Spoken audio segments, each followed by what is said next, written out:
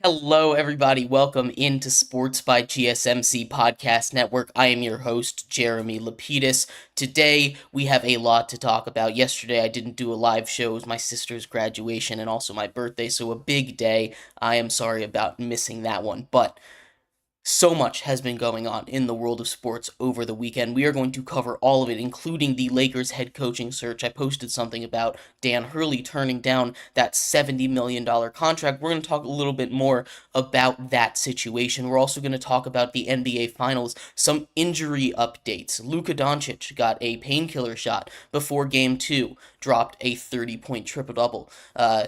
Kristaps Porzingis is reportedly dealing with a relatively serious leg injury that might hold him out for Game 3 of the Finals. We'll talk about that, what that means for the Celtics. We're also going to talk about Caitlin Clark, her omission from the U.S. Olympic team, whether or not that was the right choice, and a couple of reasons why. We're also going to talk about some ice hockey as the Florida Panthers go up 2-0 after last night's victory over the Edmonton Oilers, their first ever 2-0 series lead in the finals. They'd only ever won one game in the history of their organizations in the Stanley Cup final before, as that series heads back to Edmonton. And then we will close out our show today talking a little bit about talking a little bit about Mike Tomlin and the Steelers. Forgot I didn't have my notes up there for a second. But before we get into basketball, remember that if you would like to be an even bigger part of the show than you already are, all you need to do is go to gsmcpodcast.net. Leave a tip or donation with a message in it. That message should pop up on the bottom of the screen for you, me, and everybody else around the world to see. If you have a burning question about sports, anything at all, go ahead and leave that in the chat. I will get to it as soon as I possibly can. Appreciate all of you guys for tuning in and listening on a beautiful Tuesday afternoon here. But like I was saying, we are going to get into what really has been maybe the biggest story of the NBA off-season, postseason, outside of the actual games, is the Lakers head coaching search. Obviously, the most recent update there is Danny Hurley, the current coach of the UConn Huskies, turned down a 6-year, $70 million deal, a deal that would have made him the 5th highest paid head coach. Some people are calling that a lowball, and some people are surprised by it. I don't blame him. I don't think the Lakers' job is particularly desirable right now, especially for a coach that has such a good situation like he does at UConn. Obviously, winning 2 straight NCAA March Madness tournaments, doing something like that is hard enough as it is. He has the roster to potentially do a 3rd straight victory, which has never been done before. So I completely understand his situation. You know, moving cross country, it is a $20 million raise. But right now, he seemed like the kind of all or nothing kind of coach, the one that the Lakers had their eyes on but didn't really think they were going to be able to get. At least that's the kind of vibes I was getting off of that move. Now the front runner seemingly is JJ Redick, who hasn't had an official meeting with the team yet. It's reported that he's supposed to have his first official meeting soon. Kenny Atkinson, the assistant coach for the Warriors, is supposed to have a meeting, as well as James Borrego, who is the New Orleans associate head coach, is the only other person that they've had conversations with. So it's getting late into the offseason. It's getting late into the coaching cycle, right? There's still that coaching position open. The NBA draft is in 16 days. Free agency starts in 20. It's a very tough situation to be in if you're the Lakers, right? Because you don't want to rush a head coach. You don't want a head coach decision to be rushed into. LeBron James still hasn't said if he's going to opt into his player option. He has until June 29th to do that. So there's a lot of deadlines coming up for the Lakers that are really important that you kind of need a head coach to figure it out. And having Dan Hurley reject them so publicly after, it really seemed like there was some positive momentum going, they might be able to lure him away from the number one college program, and it didn't end up working. And now they're back to square one, and they have to scramble to get it. And, it's not like the Lakers can't recover, right? The Lakers have the brand. It's the Los Angeles Lakers. They can get any star. It's a great program to be a part of. It's a great draw for NBA players and free agents and stuff. So it's not like this team is impossible, but it's not a great situation. It's not your perfect destination as a head coach, especially if it's going to be like your tryout run, right? You have an aging core with LeBron James and Anthony Davis. LeBron James might choose to leave this season. Anthony Davis, I don't know how much longer he'll be there. You don't have a lot of assets to continue to build for trades. You're right against the cap if LeBron decides to stay, and the only way that you're not going to be right against the cap is if LeBron decides to leave. And if LeBron decides to leave, is that really a job that you want to have? There's a lot of different questions that the Lakers have to answer, and it's not going to be an easy coaching job by any stretch of the imagination. This is not a Lakers team that you're going to come into and immediately drive to success, immediately drive to championships. And while they do have that kind of upside, the strength of the Western Conference, they're going to need more than a 40-year-old LeBron James and an often injured Anthony Davis. They need to build out that depth, and they just don't have the resources, the cap space, the money, the assets to trade for those resources. So we are kind of hitting a deadline with the Lakers that it feels like this is a decision they're going to rush into. And obviously there's a lot of momentum behind JJ Redick. If you've been paying attention to the Lakers head coaching search, there's been a lot of momentum really this entire time behind JJ Redick because he has that podcast with LeBron James. Now, as I said a little bit before, JJ Redick has never had an official interview with the Lakers, right? He's been very professional, keeping his name out of, keeping discussions out of whatever he does with the media, because he's still a big media presence. He's covering the finals right now. He's part of that three-man team covering the NBA finals, and he's a part of the biggest head coaching search of the offseason, right? It's a tough situation to be in if you're JJ Redick, if you are the Lakers. And do I think that JJ Redick is the greatest option? No, I don't think he is. I mean, he's never had any coaching experience, period.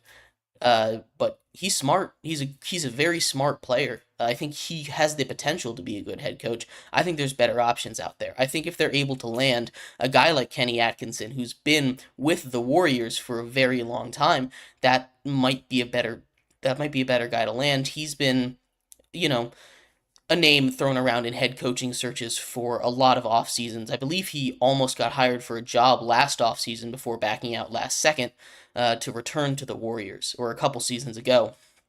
But there's better options out there, and I feel like like I said, the draft is in 16 days. If the Lakers don't have a head coach before the draft starts, that's very, very concerning. And I know there's ways around it. You have a GM already, you have the whole front office that kind of already works as the GM, It's not like they can't do this without a head coach, but a head coach having that draft pick is a huge part of luring a head coach in.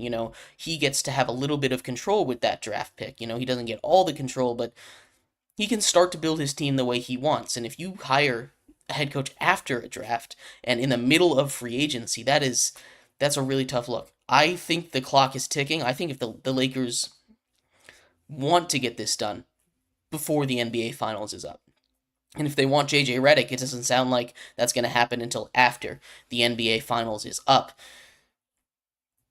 They're going to have to rush to get this done. It's not a good situation for the Lakers. They'll figure it out. They have LeBron James, most likely. They have Anthony Davis. They have a talented roster, a roster that, made the conference finals last year. It's not a non-competitive roster. It's just an old roster that has a lot of holes that's not going to be easy to fix. So we'll see what happens. My money, I mean, obviously from all reports, it seems like they want JJ Redick, but I think Kenny Atkinson might be a guy that they should try to land before him, and they might be able to get him before the finals is over. Be able to build a team, get to know the players before all of this is done. But yeah, that is what's going on with LA. Appreciate you all for sticking around and watching that segment. We are going to move on to our next segment. Sticking with basketball, we're actually going to talk about some injuries that happened, came out today. Kristaps Porzingis is apparently dealing with another leg injury. We'll talk about that injury a little bit, how that could affect the Celtics' chances as they head back down to Dallas. Luka is still dealing with an injury that almost held him out of Game 2. Obviously, he didn't. He drops that 30-point triple-double. So we'll talk about the injuries on either side and how this is going to affect the rest of the series. So stick around for that.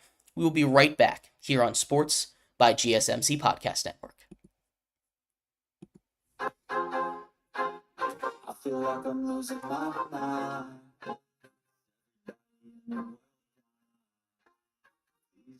Give me a sign.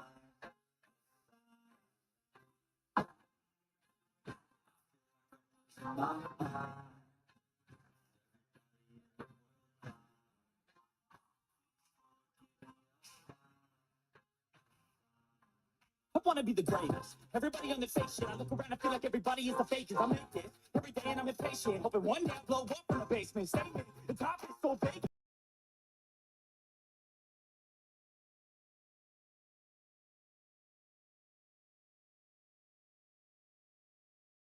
I want that shit, then I'll get it right now.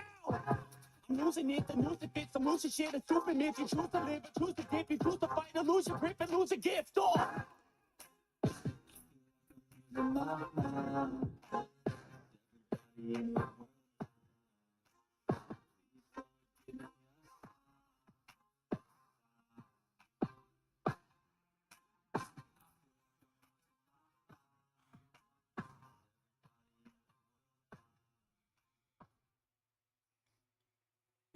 Welcome back to Sports by GSMC Podcast Network. I am your host, Jeremy Lapidus. If you are just tuning in, we just discussed the potential for the new Lakers head coach as Dan Hurley turns them down. A 6-year, $70 million offer is what was reportedly offered to him. He turns that down for a chance to three-peat at UConn.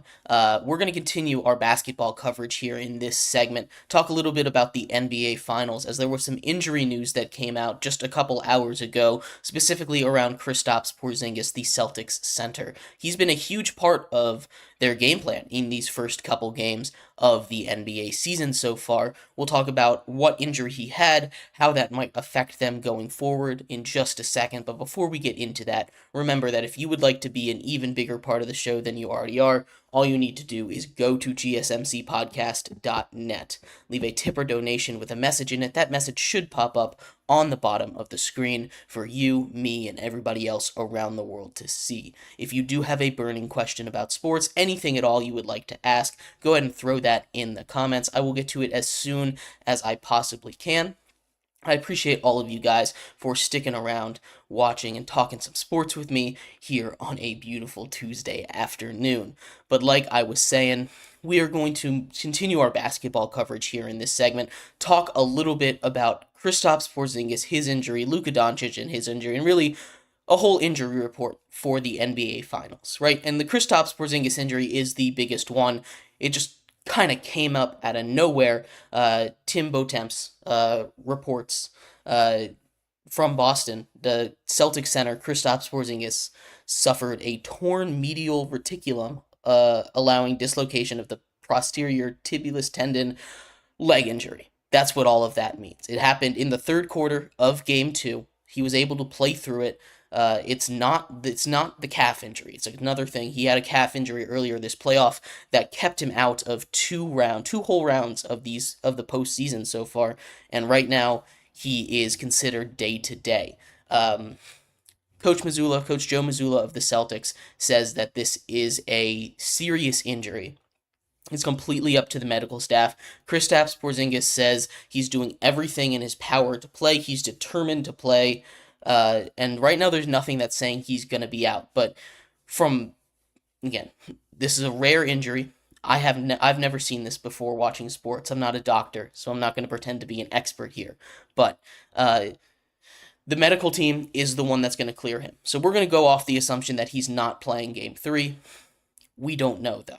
But this is the fact that Coach Joe Mazzulla called it a serious injury is cause for concern for the Boston Celtics, right? We've seen how effective Kristaps Porzingis has been as a rim protector this entire series, right?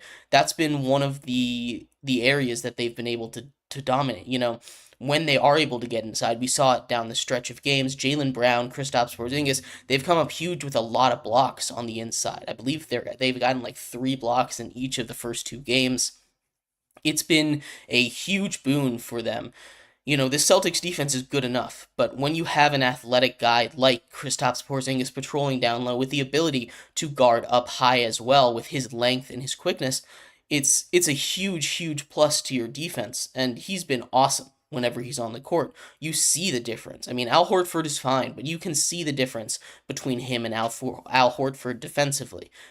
Players are not scared of Al Horford, and the rim protection that Porzingis adds truly is a huge part of his game. It's a very underrated part of his game if you are, just following him, because he's such a special offensive talent that his defense kind of goes under the radar sometimes. And it's a shame that he can't stay healthy because he elevates the Celtics team. I don't think they win Game 2 without Kristaps Porzingis, and he didn't fill up the stat sheet like he did in Game 1, but he came up with a bunch of great defensive plays throughout this game, and, down the stretch, the whole Boston Celtics defense has been playing great, but he's come up with a bunch of plays defensively that I feel like have really turned the series, especially in Game 2, a game that, the Mavericks had a real shot of winning, especially if they were able to cut it down. They were able to cut it down to like 5 points with a minute left. So it was very important for him to be there. I do think that this Celtics team is better than this Mavericks team. We'll talk about it a little bit more later on in the show, but the hockey series and the basketball series are very similar in my mind, in the fact that you have the best player versus the best team. Luka is the best player, but as everyone has been saying in the media, Luka's number 1 in this series. 2, 3, 4, 5, 6 are the Celtics starters, right? And Kristaps Porzingis is a part of it. Kyrie has not been able to climb up those ranks. He was supposed to be like 3 or 4 in there, maybe even 2 to make this a series, but he has not been there. I think he'll be able to bounce back. If the Celtics don't have Porzingis, it's huge. The Mavericks just need to catch a break, and I think any break at this point will be huge for their spirits, because right now nothing is bouncing in their favor. Nothing is going the way that they have planned it. Nothing is going the way that they wanted it. And that kind of situation is demoralizing in the finals. You've made it this far, and Luka Doncic is trying his best. He's working so hard. Obviously, we just talked about he's hurt. He got a pain-killing shot to play Game 2. He was downgraded from probable to questionable right before Game 2 in the last one. He was able to go out there on painkillers and drop a 30-point triple-double. You could see it kind of affect him, and I know that's less of a storyline than the Celtics won a game while shooting horribly from 3. But Luka had no help in that game, right? You could see after that first half him start to slow down, and I don't know if that's because he was tired, if that's because he was injured, if that's because he felt like he had to do more of the load offensively. There's a lot of different factors for why he could have or might have slowed down. We don't know for sure. But him being injured is not... It's like worst case scenario for the Mavericks, right? That game was close because of Luka. And I don't know how bad this injury is. It seems like it's a nagging injury. Obviously, he was able to play through it, and I expect him to play really every single game this series, because if he doesn't play this series, then nobody on that Mavericks team is going to have a chance, right? There's not a single player on that Mavericks team out that without Luke. There's not a single chance for this Mavericks team to win without Luka. There just isn't. No matter how good Kyrie Irving plays, he's not good enough to beat this Celtics team on his own. But that's a whole nother potentiality, right? It sounds like Kristaps Porzingis isn't. He really wants to play, and I think that if he does play, then if he does play, the Celtics are gonna win this game. I think he might be the difference between a game 3 win and loss right now, because I do believe in this Mavericks team. I think this Mavericks team is good. I think this Mavericks team is good enough to be able to, make a run. Now the game is tomorrow. There's plenty of time. We'll hear more information as time goes on. But this Mavericks team is good. They got to the finals for a reason. They battled through the Timberwolves, a great defense, arguably a better defense than the Boston Celtics.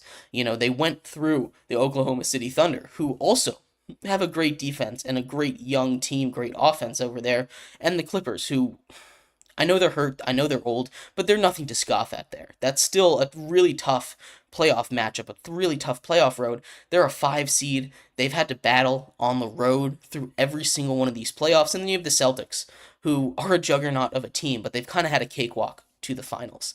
And they've had the best player on each team that they've played injured, not at 100% in every single series that they've played. This Celtics team is great, and I do think that they would probably win this finals with or without a completely healthy Luka.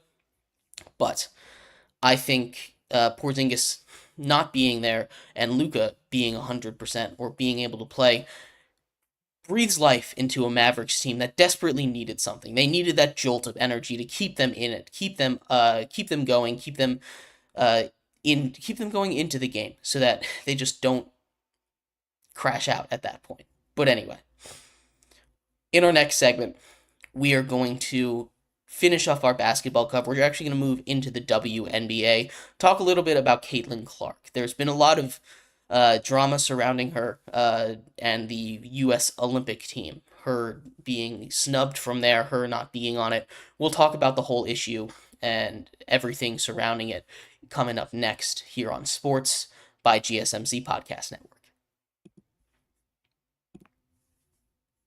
Looking for your daily without having to pay for it? GSMC Sports Network is available on YouTube.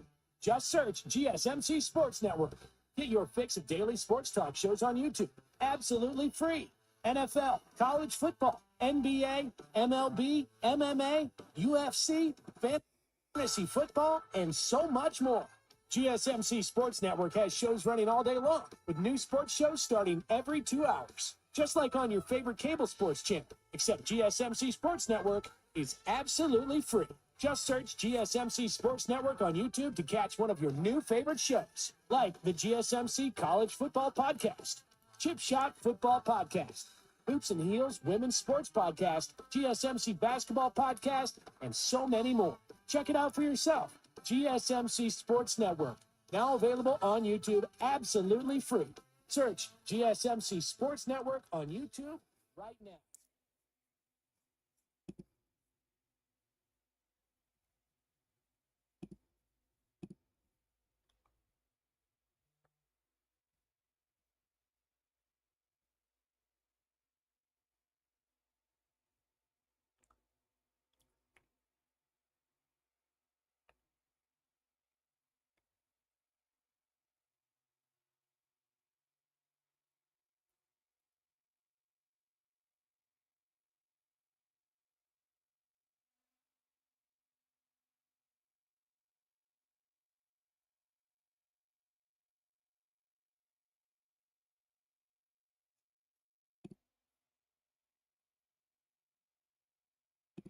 Welcome back to Sports by GSMC Podcast Network. I'm your host, Jeremy Lapidus. If you are just tuning in, we just finished talking about the Kristaps Porzingis injury, how much that would affect the Celtics if he was out of the lineup, and what we are looking at for the rest of the NBA Finals as Game 3 takes place tomorrow night on Wednesday, June 12th.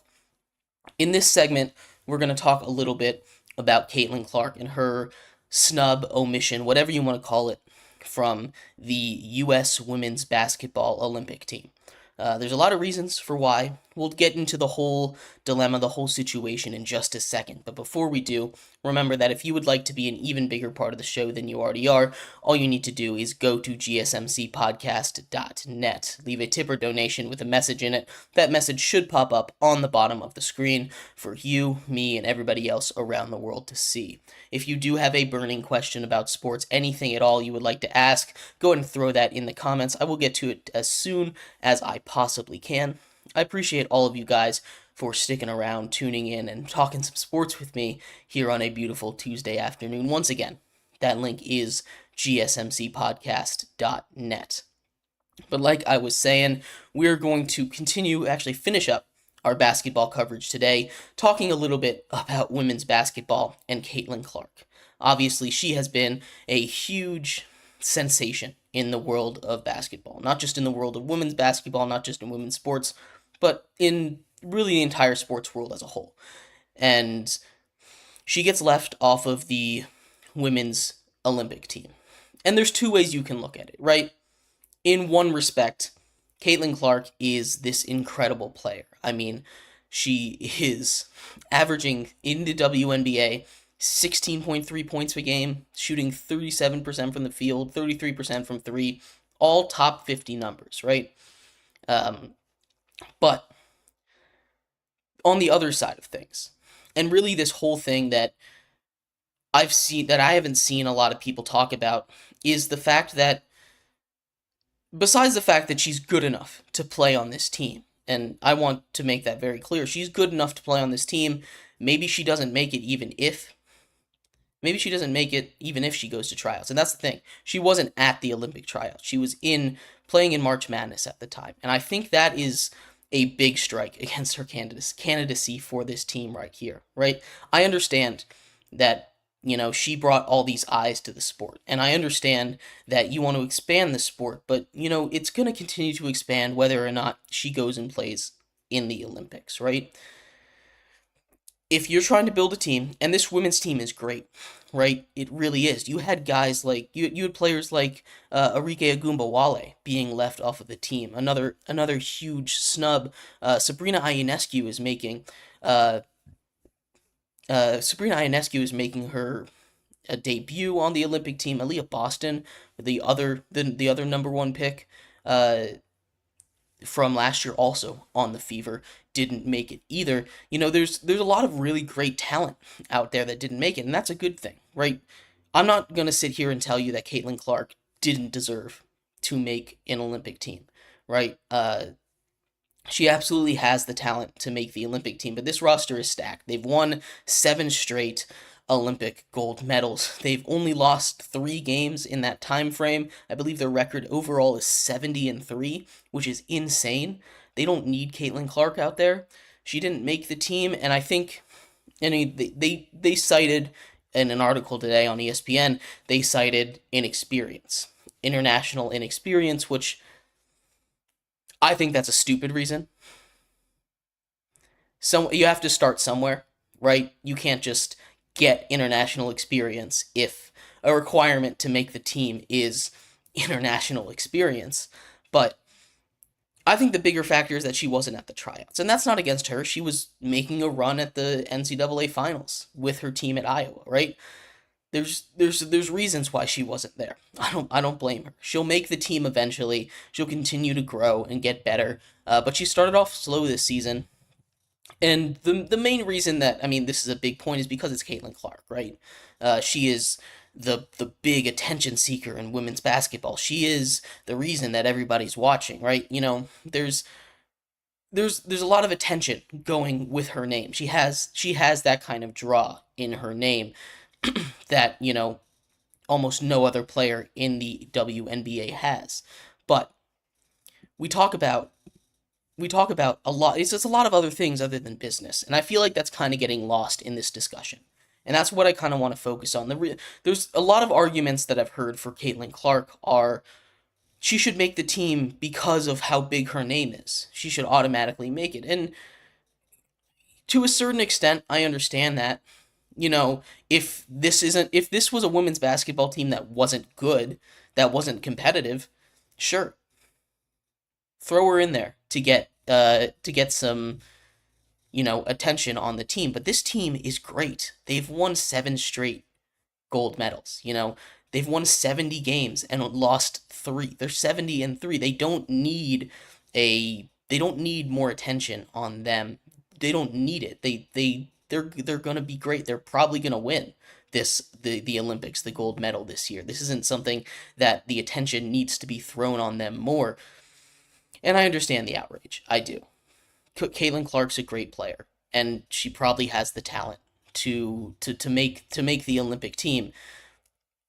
But if you're not going to the tryouts, there's no reason for you to even be in discussion, quite honestly. Like, she shouldn't get a special exemption because she's Caitlin Clark. And she had good reasons. Again, she had good reasons for not going to the tryout. This isn't a thing that she was trying to make it there and just couldn't. She really wanted to. She'll make the team next time. I guarantee it. My little guarantee. You can come back 4 years from now. I guarantee you Caitlin Clark will be on the Olympic roster in 4 years. But she doesn't need to be on it this year. This roster is stacked. I mean, just going down it. Chelsea Gray, Brittany Griner, Sabrina Ionescu, Brianna Stewart, Kelsey Plum, Diana Taurasi. These are Asia Wilson. These are great players that deserve to get some shine in the Olympics as well. It's not like nobody's gonna watch because Caitlin Clark isn't there. This is still a game with lots of electrifying players that people love watching. It's not like the only games that people are watching are the Fever games, and I know that is the game that most people are watching, but you're also getting people to come in and watch more WNBA, and I think her being off the team is a really good opportunity to showcase more players that are kind of getting swept under the rug a little bit. Yeah, I do guarantee a gold. Actually, I would be shocked if they didn't win a gold in the Olympics. Like I said, they've won 7 straight. So I'm not too worried about this team or their future, or their ability to medal in this Olympics. But there's a lot of different things, and to a certain extent, I understand why this is a big issue, and I understand why people are trying to push for her to be in there. But you also have to take a step back and not just get swept up by celebrity. This isn't a runway. This is a team. You're trying to build the best team. And if someone isn't even showing up to tryouts, and again, I don't blame her for that. She was busy. But if they're not going to tryouts, they shouldn't just get a free spot on the team. That's how I feel on this anyway. But let me know what you guys think. I know this is kind of a contentious issue right now around the world of sports. But I think since she wasn't at the tryouts, she shouldn't have made the team. Anyway, we're going to move out of the world of basketball, and in our next segment, we are going to talk a little bit about the Stanley Cup Finals. The Florida Panthers, they go up 2-0 on the Edmonton Oilers behind their defense. It was a really physical game in Game 2. We'll talk about all of that and more coming up next here on Sports by GSMC Podcast Network.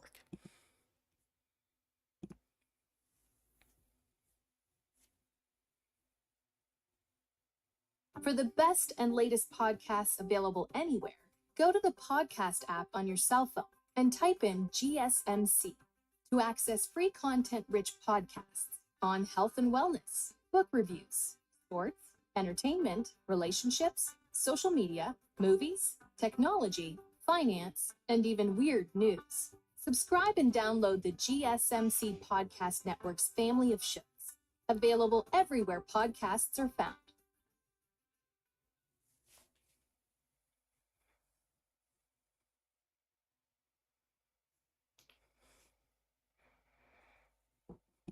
Welcome back to Sports by GSMC Podcast Network. I'm your host, Jeremy Lapidus. If you are just tuning in, we just finished covering the Caitlin Clark Olympic team drama. We talked a little bit about whether or not she should have been on the roster. We also talked about the injuries sustained by Kristaps Porzingis and Luka Doncic as they head into Game 3 of the NBA Finals in Segment 2. And in Segment 1, we talked about the Lakers' head coaching dilemma after Dan Hurley turns them down, goes back to UConn to go for a three-peat in March Madness with a really great program down there. It would have been tough to lure him out anyway. We are going to move out of the world of basketball and move into the world of hockey. The Stanley Cup Finals, they had their second game last night between the Edmonton Oilers and the Florida Panthers. The Florida Panthers take that 4-1, go up 2-0 in a series. We'll talk a little bit about that game, about Game 1, and what we've seen out of the first two games in Florida. But before we get into that, remember that if you would like to be an even bigger part of the show than you already are, all you need to do is go to gsmcpodcast.net. Leave a tip or donation with a message in it. That message should pop up on the bottom of the screen for you, me, and everybody else around the world to see. If you do have a burning question about sports, anything at all, go ahead and throw that in the comments, in the chat. I will get to it as soon as I possibly can. Appreciate all of you guys for sticking around and talking some sports with me here on a beautiful Tuesday afternoon. Once again, that link is gsmcpodcast.net. But like I was saying, we're moving into the world of ice hockey here today. Game 2 of the Stanley Cup Finals happened yesterday. The Florida Panthers took a 2-0 series lead over the Edmonton Oilers. The Florida Panthers, who have never won a Stanley Cup in their history, they were 1-8 in Stanley Cup Finals games heading into this series. They obviously made it last year. They go up 2-0 behind their physicality. And this game 2 was very physical. It was very physical on both sides. You had an ejection for a late knee-to-knee contact in the first period from the Florida Panthers, or that sent a player down, and then you had Leon Draisaitl elbow. Elbow. Barkov, in the face, sending him out, and that might have some repercussions. We'll see. But this game got very chippy, very physical. This was a great game of hockey from the Panthers, especially after that first period. The Oilers score on the first shot of the game. It seems like they're getting momentum back. It seems like they're getting momentum back. It's after that shutout where they just outplayed the Panthers really in Game 1. Sergei Bobrovsky has himself a great game, shutting out the incredibly high-powered Edmonton offense in that first game. Despite them outplaying the Florida Panthers, Florida wins that first game 3-0. In the second game, first shot on goal goes in, and it feels like, this is going to be all Edmonton. Edmonton finally figured it out. Really after that, maybe after the first period, it was all Florida. Through the first two periods, Edmonton is held to 7 shots. 7 shots on goal through 2 periods. And for a team that averages almost 30 shots a game, it's not how you're going to win games if you're falling behind a team with maybe the best defense in the NHL. Only having 7 shots on net that late into the game. That third period didn't go much better for them. Obviously, they let up a couple goals in that period. They're going back to Edmonton. It's a long trip. It's actually the longest distance between travels, but between two finals teams in the history of the NHL. Edmonton, which is all the way in the top left of Canada, where Florida, bottom right of the U.S. It's a huge trip for the road team, and it's gonna be a test to see if the travel took a part in this. If Florida can go over there, and if they struggle in Edmonton, which they might, that's a raucous home environment.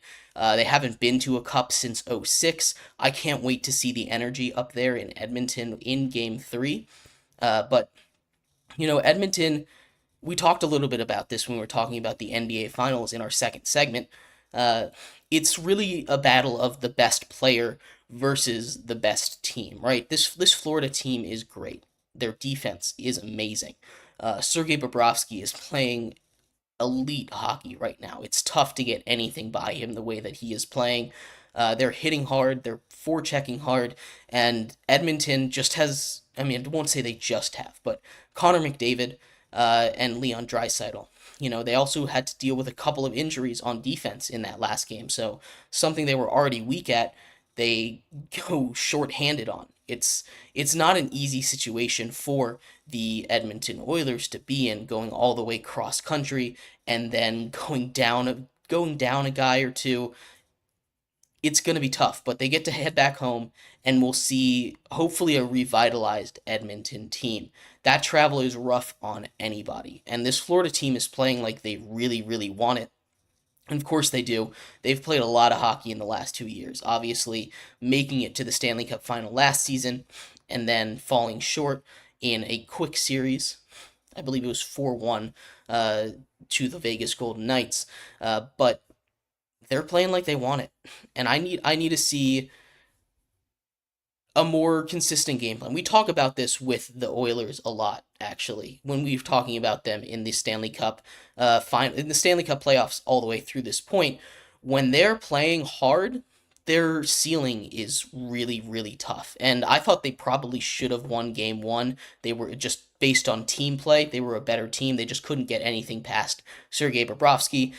And sometimes that happens. Sometimes you just get goalied in the game of hockey. So it's not on them, right? That's kind of a game that you want. I'm not going to say it's a game you need. It might be a game you need later on, but as of right now, it's just kind of a game that you really want in that series. So heading back, you can kind of morally feel like it's 1-1, although you have to remember that it is 2-0. This is kind of do or die. Don't want to fall behind 3-0. Just falling behind 2-0, less than 20% of the time, that teams come back. I think it's 5 out of 54. I think I saw that stat. It's not an easy comeback to make. It's not impossible, but it's not easy. Edmonton's a team that can do it. When they lock in and when they start to play hard, when that defense really gets going, their offense can carry them, and we saw it against the Stars. Obviously, the Stars aren't as physical as the Panthers are, and that's a whole nother layer of things that the Oilers need to deal with. And we saw them kind of start to adjust. I think I saw it in that third period. I know that Leon Draisaitl hit wasn't completely legal, a nice little elbow to the face, but all the way through that third period, they continued their penalty killing streak. They gave one goal up at the end on a tip-in, but they had 34 straight penalties killed. So their penalty kill is doing its job. But the offense needs to get going. And that's kind of a weird thing to say about the Edmonton Oilers, but the offense needs to get going if they want to win. And I think heading back home in front of the Oilers home crowd is going to be huge for them. I think they'll be able to make it a series. I think they'll take game 3. That defense, the energy that the defense played with in the first period is what they're going to need for the rest of for the rest of the series. Kelsey asks what my favorite game time meal is. I agree. I think a good burger or some wings is the right meal for game time. But the the Edmonton Oilers heading back home to that crowd in Canada, Canadian Stanley Cup Finals environment is going to be awesome. You're going to be able to feel that through the TV. The room's going to be shaking if you're watching it. I'm so excited for that, and I think they will take Game 3. We'll talk a little bit about that once it happens. But Bobrovsky already stole his game. The physicality kind of took Game 2 there. So those were the 2 games that we accounted for the Panthers stealing them. Now, the Oilers need to respond, and I think they can do it. We've seen them be able to do it against better teams before. Against the Stars. I think the Stars were probably a better team. Their defense was able to lock in, and I need to see that in Game 3. I think they can do it. I still believe they can make this a series. Again, we will see what happens. It's less than 20% of the time that a comeback happens, but if any team can do it, it's the Edmonton Oilers with their high-powered offense. They just need to get a couple across, shake the confidence of Sergei Bobrovsky a little bit, and then they'll be just fine. But anyway, in our fifth and final segment here today, we're going to finish off with a little bit of NFL news. Mike Tomlin got extended yesterday, a brand new 3-year contract, keeping him through his 18, 19, and 20th seasons as a head coach.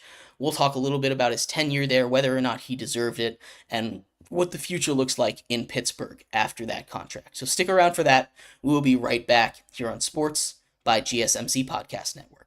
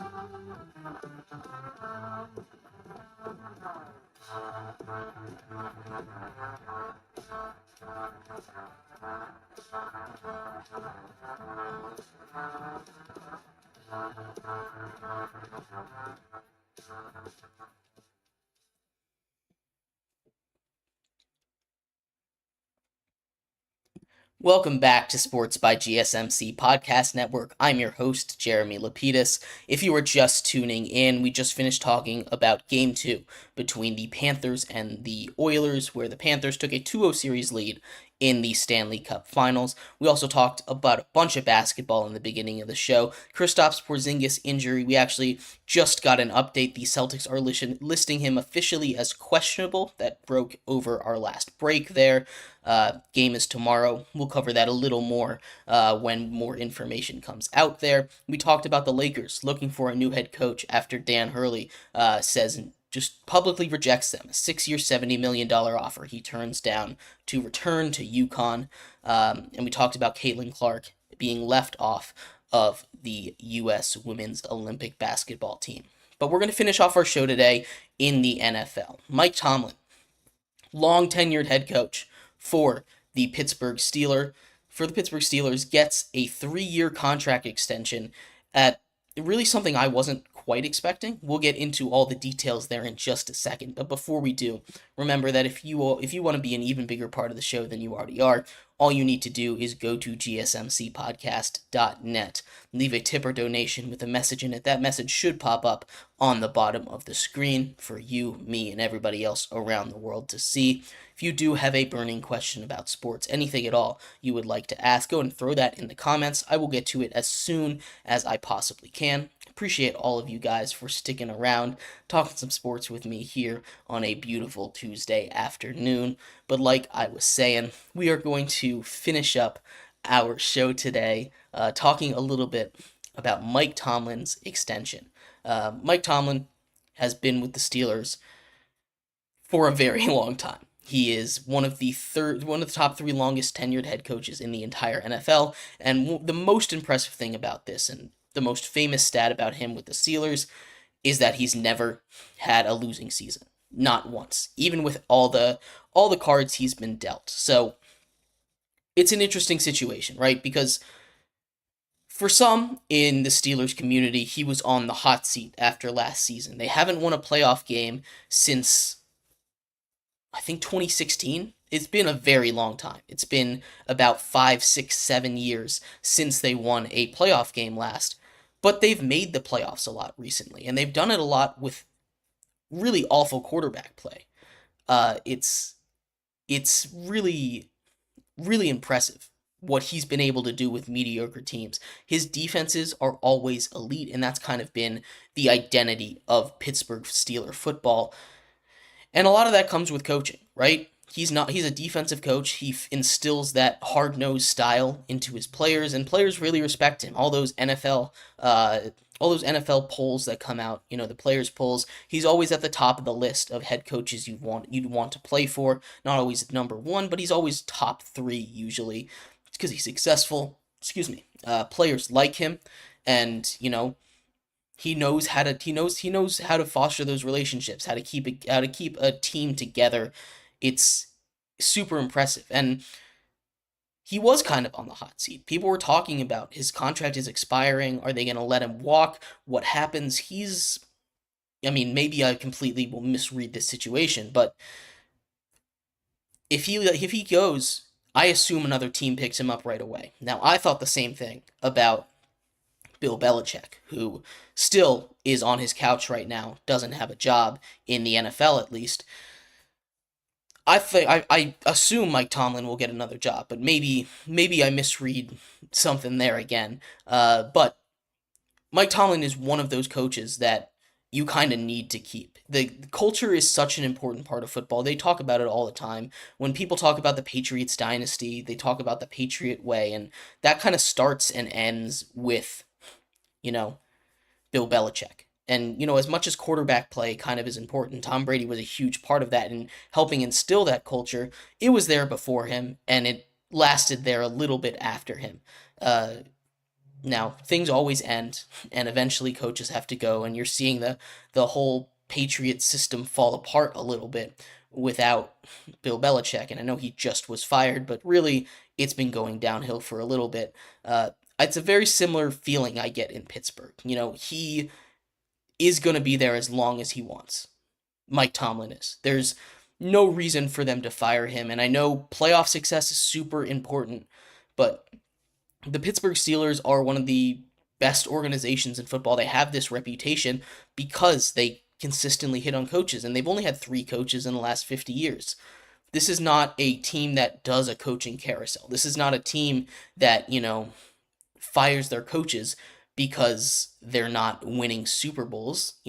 This is a very, very historic organization, and one that, as long as they're winning and they're making the playoffs consistently, they had, like I said, his entire tenure, they've never had a losing season. And that is one of the most impressive things. Everybody has losing seasons every once in a while. It's normal to expect once in 20 years your team to have a losing season. You don't want to fire Mike Tomlin and not know what's next. The lack of playoff success is not due to him, at least in my mind. It's due to the offense struggling, right? Ever since Big Ben retired, they haven't really had that playoff success. They haven't really had a quarterback. And really, even at the end of Big Ben's career, when he was on that downturn, when you could tell it was getting to the end with him, they weren't winning these playoff games. And it's not on Mike Tomlin. He's a defensive coach. You could blame him for Matt Canada and some of those offensive guys that he's kept around, but it's not really on him, And now that you bring in Justin Fields and Russell Wilson, hopefully this offense is better. And the Steelers have rewarded their confidence in Mike Tomlin, giving him a 3-year contract. It's not just a 1-year deal to keep him around. It's a 3-year deal committing for the future. It makes him one of the highest paid coaches in the league, and he deserves it, right? He absolutely deserves his contract. He is going to be a Steeler for life. He'll coach as long as he wants. Now, this is going to be a tough season. I'm curious. They have a tough schedule down the stretch, obviously. They have basically their entire division at the end of the season, and they don't know who their quarterback is going to be yet. Now, the reports are saying it's Russell Wilson, but Justin Fields is there too. I'm not going to be convinced until I see them in the preseason and they make their decision. I think this is a true quarterback battle there, but we will have to see. Overall, it's something that it was a good move, right? That I know some people might think otherwise. I think those people are kind of crazy. being above 500 for 20 straight seasons is not normal, and you can get complacent in that you don't know what bad times are, if that's your bad times, right? And you don't want to get you don't want to get stuck in complacency, but you also don't want to get stuck in mediocrity, but you also don't want to get stuck in awful. And right now, Mike Tomlin his floor is mediocre. It's a good floor to have. These Steelers defenses, if they just had a quarterback, they could make some noise, and I think they might be able to make some noise this season. We'll see what happens as the football season goes on. I'll close out the show with a question from Kelsey. If I could play any sport position, what would I choose? It'd probably be quarterback. I'm a big football fan. You know, get to control everything there. Fun position to play. But anyway, thank you everybody so much for tuning in to today's episode of Sports by GSMC Podcast Network. I've been your host, Jeremy Lapidus. We'll be back here same time, same place tomorrow. I will see you then. Have a great one. Bye-bye.